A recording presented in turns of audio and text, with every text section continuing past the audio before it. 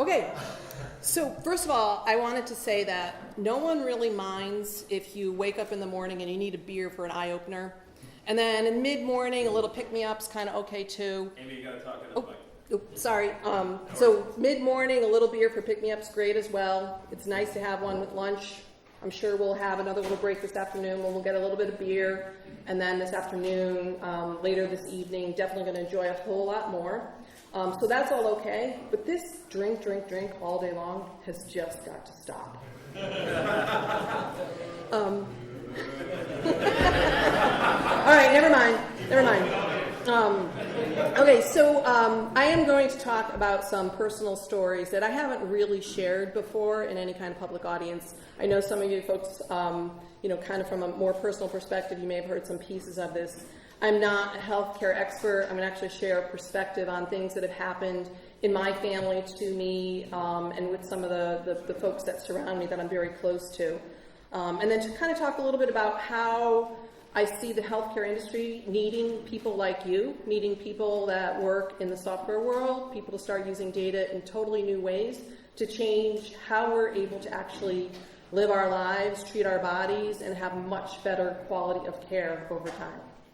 So 4 years ago in April, my husband, who's an avid mountain bike rider and a mountaineer, had a minor accident with his mountain bike, went over the handlebars. Very minor accident, happens to him all the time.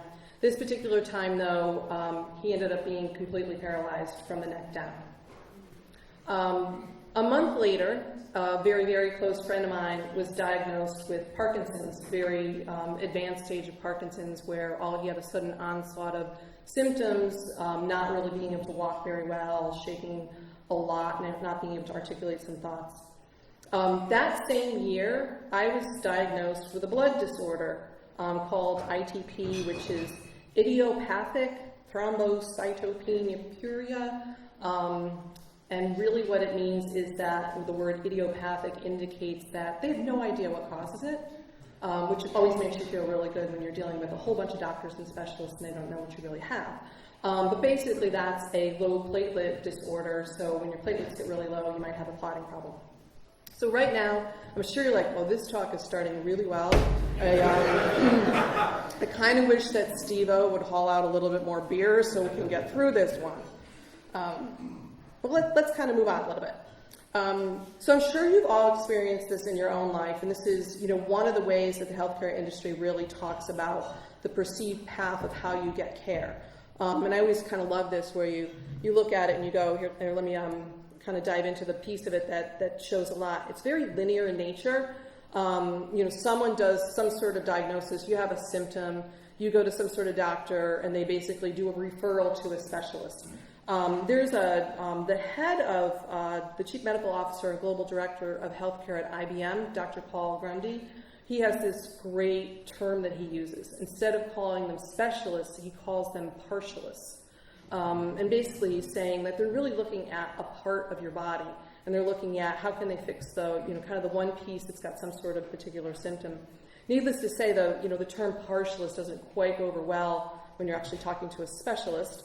But you kind of go through this diagnostic area, this realm, and someone comes up with a treatment path, and I'm sure you've also experienced this in our healthcare world, particularly in the United States. A lot of the care paths are described by what comes out of clinical trials, kind of pseudo population health, but not really. It's more based upon clinical trials, and here's a standard care path that you get for this particular diagnosis. And then aftercare is often non-existent, or kind of just a little bit of following up on that particular incident, and then you hit the end of life. And so I think what we all know is it doesn't really work this way for us being the patients and kind of being in that experience. So I wanted to talk about a little bit of the data analytics life cycle. I do work in the big data world, and we really talk about this whole, you start with some data, and from there you kind of look at the data, you come up with a hypothesis. You basically test that hypothesis. Is the quality of my data good enough? If not, I need to go back and get more, better data, or improve the data. Kind of move on from there. Is there enough data, enough good types of data for me to be able to come up with some sort of model that might predict an outcome based upon that hypothesis. And again, if the data's not good enough or you can't do that, you go and you get more data. And then you turn around from there and you basically say, can I come up with an insight and hopefully an action, and in the case of healthcare, a treatment. And then from there, you have a feedback cycle from that insight or that action that feeds back into the core data, and you cycle around through this process, and things get better and better over time. Now, when you apply this to advertising, which we do, where I work kind of on a daily basis with a lot of our customers, this works really well. You start with, really analyzing your total population. You kind of start doing segmentation based upon some of the data you learn about people. You cycle around, you make offers to these folks, you do the feedback on, do those offers work, you get more and more data, you get to micro-segmentation, and the ideal is you get to personalization. And in a lot of the commercial spaces, we're making a lot of advances in this type of world. Yet in the area of health and life sciences, it's all still fairly linear. We don't have this kind of treatment pathways that basically says you're treating someone over the period of their life, you're treating them through these different incidents, you're looking at kind of the relationships between different things that have happened to them, you're looking at the relationships between different care paths. And clearly today, there's also, the work is, I would have to say, even though it's been going on for decades, the work in the area of the genome has really advanced a lot, and that obviously we can sequence the genome much more quickly, we can store a lot more genomic type of information, we can look at variations on the genome, and actually if you're in China, or is it called China? No, never mind. If you're in China, you can actually get your genome crisped or CRISPRed. So they're really starting to do some of that work. That sounds a little scary, and probably is a little scary, of tuning up the genome a little bit to really take away some of those variations and make some changes to things in different ways. But in general, we don't see a lot of this yet. And this type of work in the area of health and life sciences, just I'm going to come back to, has got to come from folks that are here, people like you that are thinking about things in different ways. It's really not going to come from the doctors or the practitioners in this space. A lot of them are frustrated when you talk with them. They have great ideas. They're working with a system that's got an awful lot of constraints that needs some innovation for change. So this is Ed. I mentioned that Ed, my husband, had this severe accident 4 years ago. He basically didn't have any symptoms before he had this little incident that Sunday morning. At 9:22 a.m. in the woods between Westford and Groton, Massachusetts. We'll never forget that. But basically, the only thing he had before was, you might have heard football players getting these stingers. So if a football player gets hit, they kind of get this little bit of an electrical shock, and some of them might have an immediate paralysis that then goes away. If you remember, Marquise Daniels on the Celtics actually had this happen to him probably 5 years ago or so, and he recovered kind of within the next year. If you're a professional athlete and you have one of these stingers, they put you on that cart and they take you down, through that hallway down to the back room, and you get an X-ray and an MRI, and somebody diagnoses you with this and they figure out how to fix it. But for most other folks, and seriously, if any of you guys have had these types of things, guys, gals, everybody in the audience that have had these types of things, go get yourself checked out, and I'll show you how to do that. But what happens is, with this particular spinal cord injury, your spinal cord, if you hit it very hard, your spinal column actually hits the spinal cord, and you get a major area of bruising.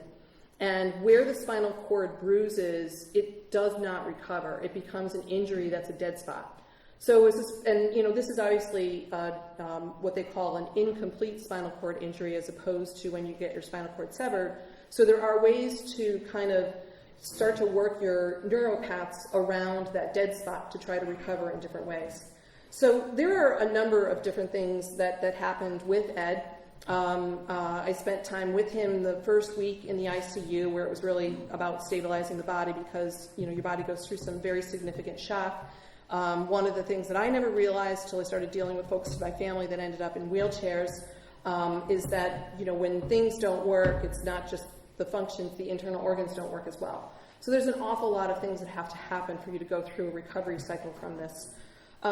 So Ed spent 60 days in Spalding Hospital, and they were wonderful. There was a lot of prescriptions of various different types of drugs that happened during that point in time. A lot to reduce pain, reduce muscle spasm, all sorts of things like that, as well as to get some of the, kind of internal bodily organs to work a little bit better.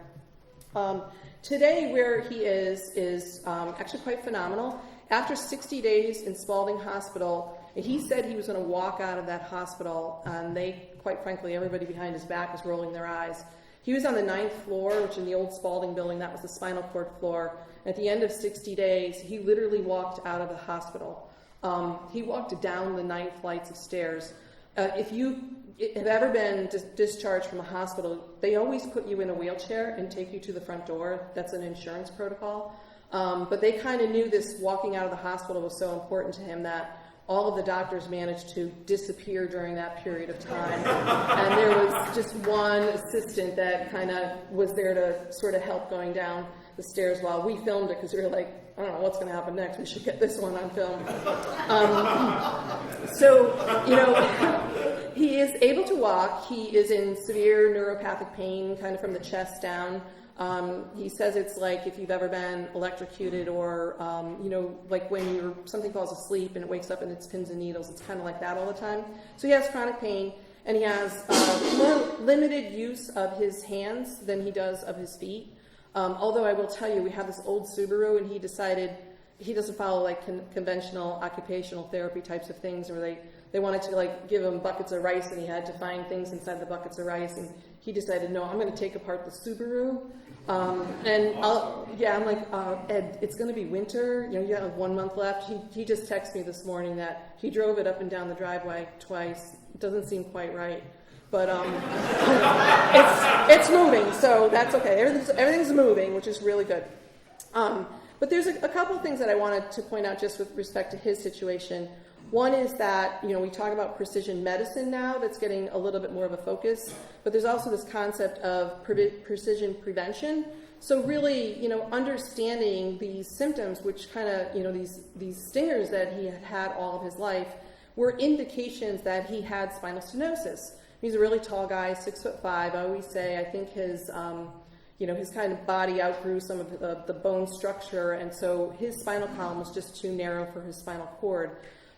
Which with one x-ray could have been diagnosed. But when he had those stingers, it was kind of like, hey, you're young, it's okay, you're athletic, you'll be fine, just keep moving on. You're not a football player, you're not a professional basketball player, so we're not going to do that. So that's kind of one piece of it where a simple x-ray, which is actually quite not that expensive, could have helped, could have prevented this injury. The second piece I wanted to talk about, too, is that, if he were diagnosed, and the picture that's all the way to the left kind of shows you a compressed spinal cord, the next thing that happened was all the doctors that we were dealing with in the first few months said, he's recovering, it's not going to happen again, which you kind of go, but why did it happen to begin with, and why wouldn't it happen again? And as he regained much more feeling in different parts of his body, he kept saying he was having more of these stingers. And it took us 6 months to get to 2 different neurosurgeons that agreed, yeah, you still have compression, so we need to do something about it. And here was the next issue that we ran into. There's 2 separate types of surgeries that they do to really relieve the pressure on a spinal cord. One is in the middle, and it's the laminectomy, and the one on the right is the laminoplasty. And what happened in this situation was, the top neurosurgeon at one of the hospitals we were dealing with said, there's only one surgery, and it's the laminectomy, and it's been done for years and years. And if any of you folks have, particularly sometimes when people get into their 70s, they have more stenosis types of problems. And you may know people that have had this laminectomy. The laminoplasty, for some reason, genetically in folks that are of Japanese descent, there tends to be more stenosis, and so there's been a lot more research done in Japan in this area. So in Japan, they invented a new operation. And the difference between these two is that the laminectomy, they actually take part of your spinal column out, which means that over the years, you'll start to get more compression there, and you will eventually need to have what do you call them?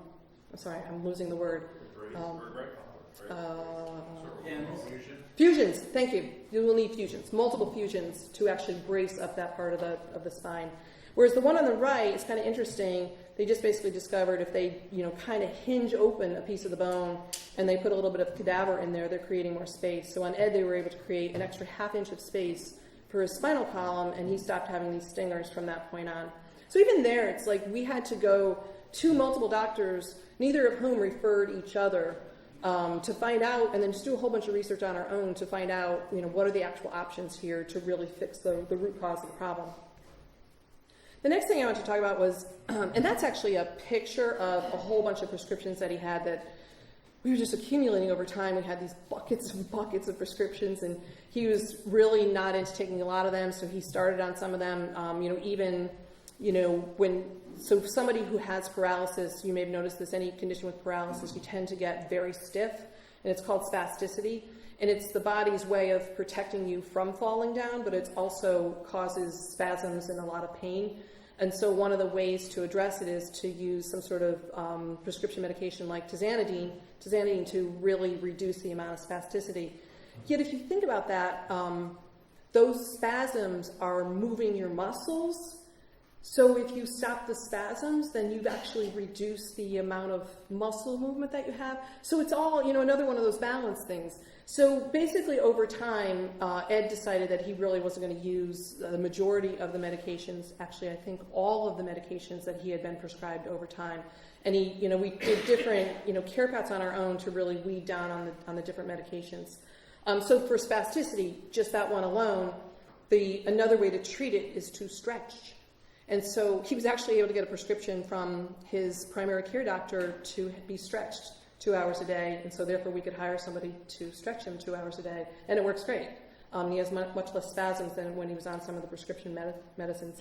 The other one is, often when you're in the heat of the moment and someone that you really love is in a hospital situation in acute care, and someone says you should take this and do this, you take this and do this because they're the expert, you don't have the time or the energy or, kind of the wherewithal to even figure this out.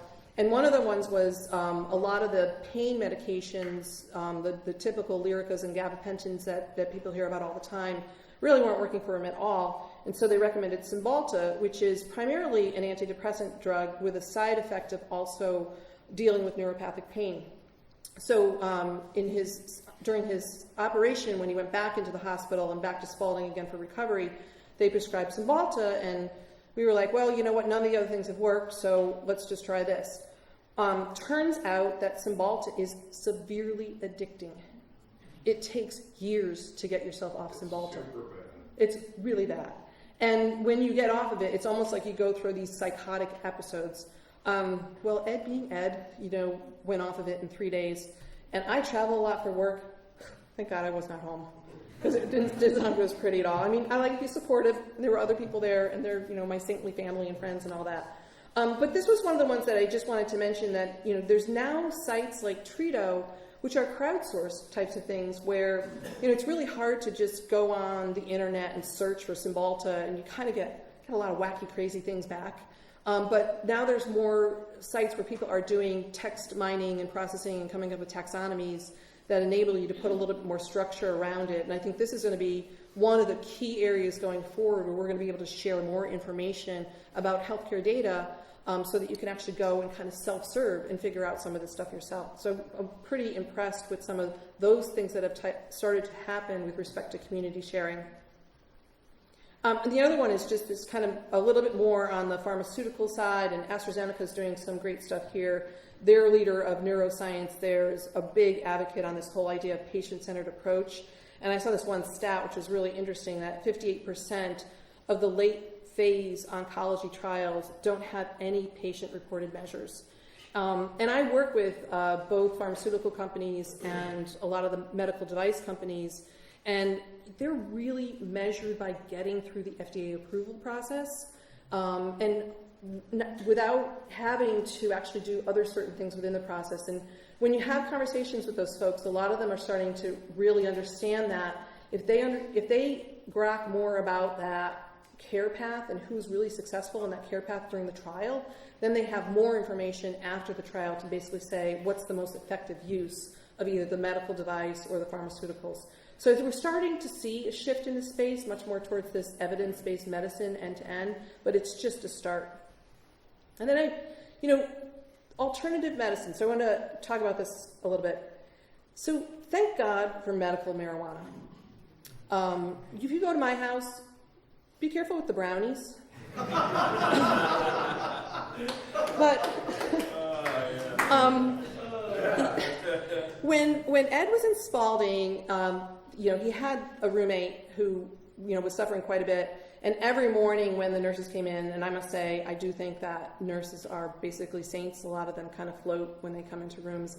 And they would say to his roommate, Jimmy, not his name, what do you need? And he'd say, Oxycontin, max me out. And that's a lot of the initial response that people have. Medical marijuana, you go to some of these dispensaries, and I know it's legal here in Maine, it's legal in Massachusetts, and in many other states. You go to the dispensaries, and there's a menu, and it's a description of, here's the strain of marijuana, here is the reported, this one has a little bit more of a body type of implication, this one's a little bit more of a, slow acting, this one's fast acting. And you actually now have a menu of something that's been around for years and years and years that people have been able to use for therapeutic reasons. So I think this is one of the almost big advances that we've had in pain management for a long, long time. The picture on the bottom left is kind of interesting. Right after Ed's accident, I happened to take our dog to the vet, and on the wall, there's this picture of, we have this treatment called cold laser therapy. And so if your dog is experiencing, your pet is experiencing any sort of significant pain type of issues, then we have this laser therapy, and this laser therapy can be used to reduce inflammation. It's kind of still, we don't exactly know what's happening with it, but boy, when we use it on dogs, they jump around really happily afterwards. So Ed, did some research in this space and was able to procure himself a cold laser device. And he has this anatomy book laid out, and they use the cold laser device, it looks exactly like that right there. And you just, run it along whichever area of your body you're actually trying to do some sort of recovery on.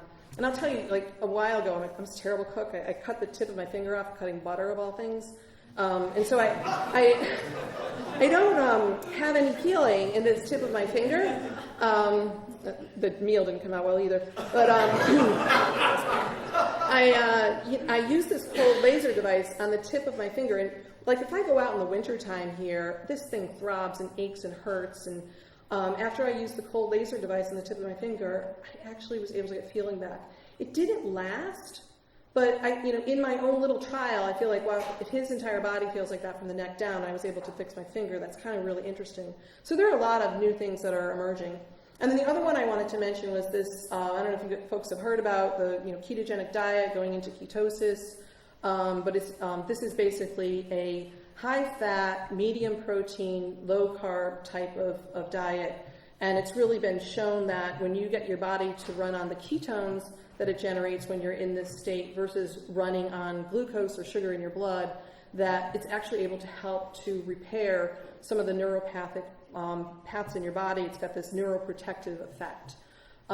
It has been proven in children to cure epilepsy in children at a very young age. It's also, there's been many trials where it's been shown that folks with MS have some very significant improvements, and folks with Parkinsons as well.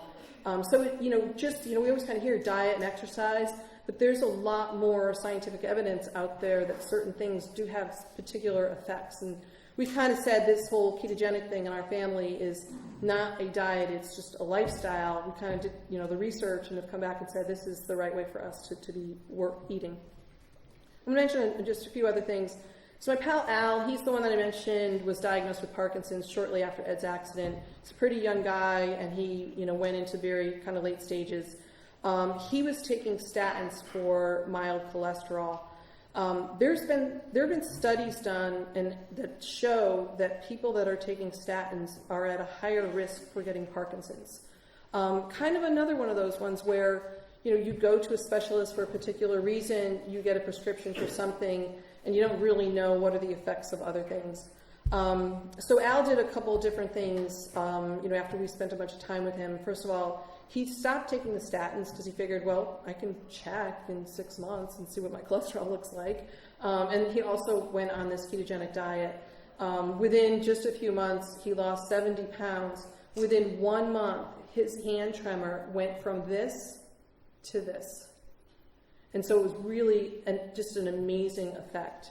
Now, on Parkinson's, my dad had also had Parkinson's, and it's if you have folks in your family that have Parkinson's, it's a tough disease. It's kind of degenerative. It's a motor disease, and so what happens over time is your ability to navigate around, your gait, even simple things like if you have a little threshold in your house to go between one room and another, for a Parkinson's patient, that becomes a really big barrier to get their foot to even go over that little step. And so what doctors need to measure is what's happening with my patients, not just on I'm going to see them every 2 months, but really on a daily or an hourly basis.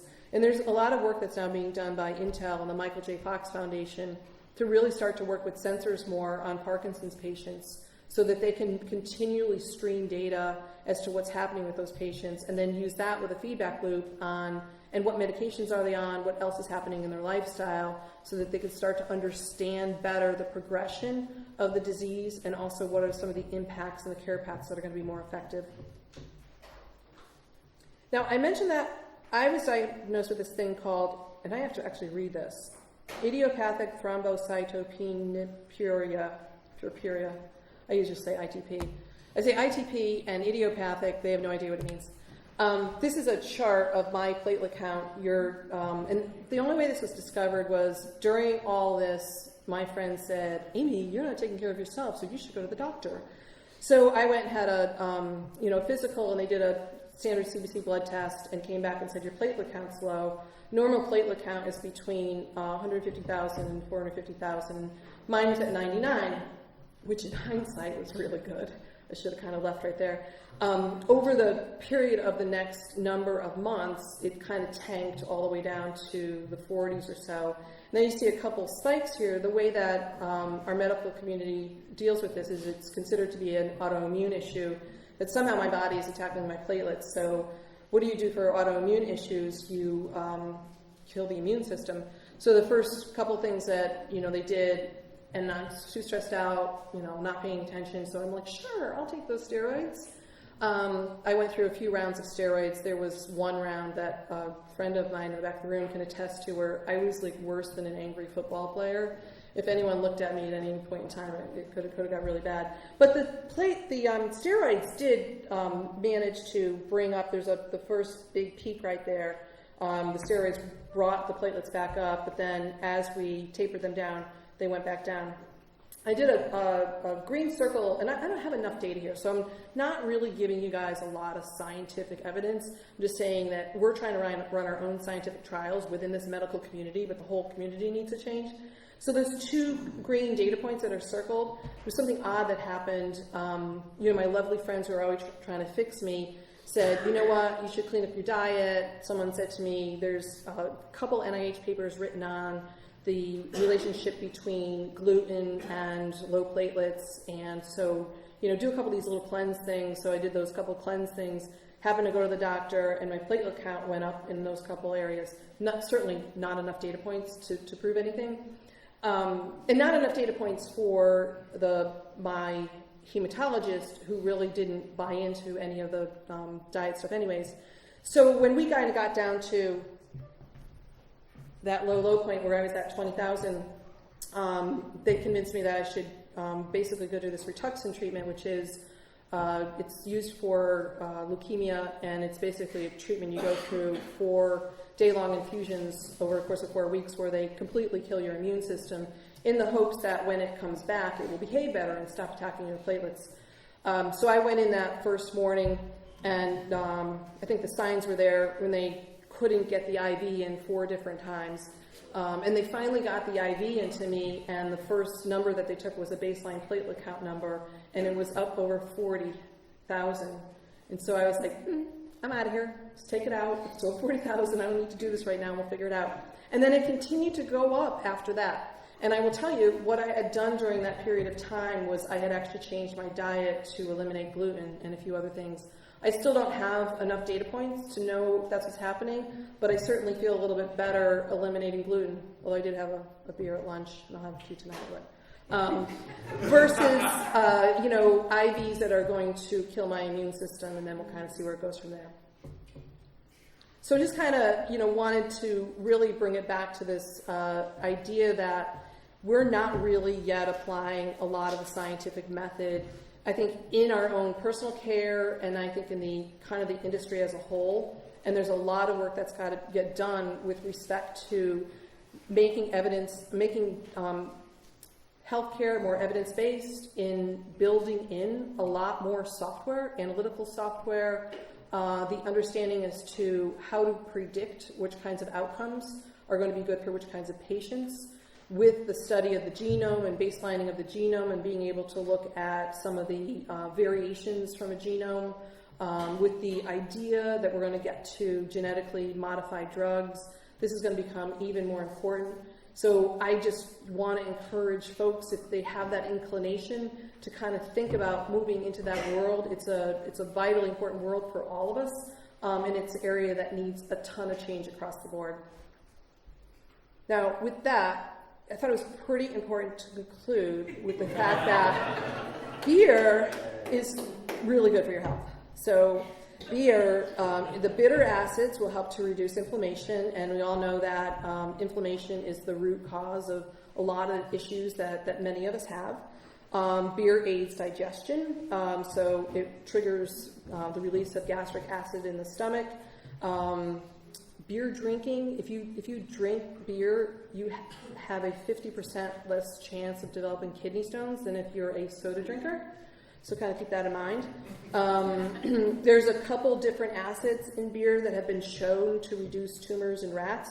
Not really sure why those rats were drinking beer, but beer is also a good source of silicone, which is really good for maintaining healthy bones, which, as people like me age, is something that's important. When you wake up in that morning, like maybe this morning, and you have those little blankets on your teeth, that's called biofilm. Not that I'm saying you should have a beer next to your bed and take a sip of it, but beer is also known to not only reduce biofilm on your teeth, but also help to get rid of it. And it's also been shown that folks that drink beer have a 25% lower risk of heart disease. They kind of say this kind of 1/2 to 2 drinks daily, but they didn't say how big those drinks were. So kind of go with that. And so, not woe is me and all is lost. In the same time, during all this, lots of great things happen in my life and my family and with all my friends, many of whom are here. And I thought I would share my 2 granddaughters who were born at the end of December. So we have quite a lot of fun facing us now that we've got our health on the right track. Thank you.